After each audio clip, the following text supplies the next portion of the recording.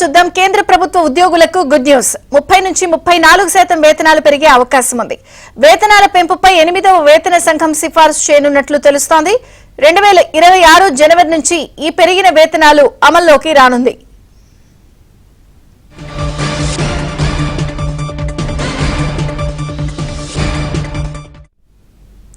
కేంద్ర ప్రభుత్వ ఉద్యోగులకు గుడ్ న్యూస్. 30 నుంచి 34% వేతనాలు పెరిగే అవకాశం తెలుస్తోంది. 8వ వేతన సంఘం సిఫారసు మేరకు ఢిల్లీ బ్యూరో చీఫ్ కృష్ణ వివరాలు అందిస్తారు. కృష్ణ, 8వ వేతన సంఘం సిఫార్సులు నిజానికి కేంద్ర ప్రభుత్వ ఉద్యోగులకు ఒక శుభవార్తనే చెప్పొచ్చు. 8వ వేతన సంఘం ఇంకా తన నివేదికను ఇవ్వాల్సింది. అయితే ఆ యొక్క 8వ సంఘం కేంద్ర ప్రభుత్వ ఉద్యోగులకు ఒక కబురు అందించబోతుంది అన్న ఒక వార్త అయితే ప్రభుత్వ ఉద్యోగ వర్గాల్లో చక్కర్లు కొడుతుంది. ఈసారి గణనీయంగా 30 నుంచి 34% ఈ యొక్క జీతాలు పెంచుతూ 8వ వేతన సంఘం సిఫార్సు చేసే అవకాశం ఉంది అంటూ బ్రోకరేజ్ సంస్థ ఆంబిట్ క్యాపిటల్ కూడా ఒక నివేదికలో తెలిపింది. అంతేకాకుండా కేంద్ర ప్రభుత్వ ఉద్యోగులు కూడా ఈ మేరకు భావిస్తున్నారు. ఎందుకంటే కేంద్ర ప్రభుత్వం ఈ వినియోగాన్ని పెంచాలనుకుంటుంది. అదేవిధంగా ద్రవ్యోల్బణాన్ని కూడా పరిగణలోకి తీసుకొని ఈ యొక్క సిఫార్సుల్ని అమలు చేసే అవకాశం ఉందని కూడా భావిస్తున్నారు. సో 8వ వేతన సంఘాన్ని జనవరిలో ఈ ఏడాది ప్రకటించారు కేంద్ర ప్రభుత్వం. అయితే వచ్చే ఏడాది జనవరి నుంచి ఈ యొక్క 8వ వేతన సంఘం యొక్క సిఫార్సులు అమల్లోకి వచ్చే అవకాశం ఉంది.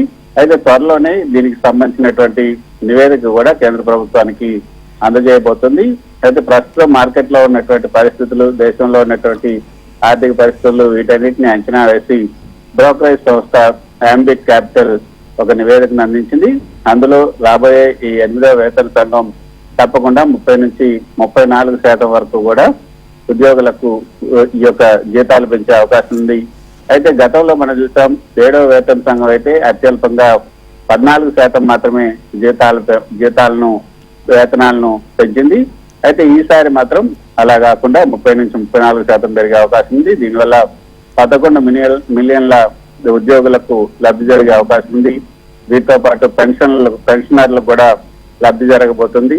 సో డిఏ అదేవిధంగా ఇతర అలవెన్స్లు ఏవైతే ఉన్నాయో అవి కూడా చాలా ఎక్కువగానే పెరగబోతున్నట్లుగా మనకు వేతన సంఘం ఏదైతే అధికారుల నుంచి అందుతున్నటువంటి సమాచారం.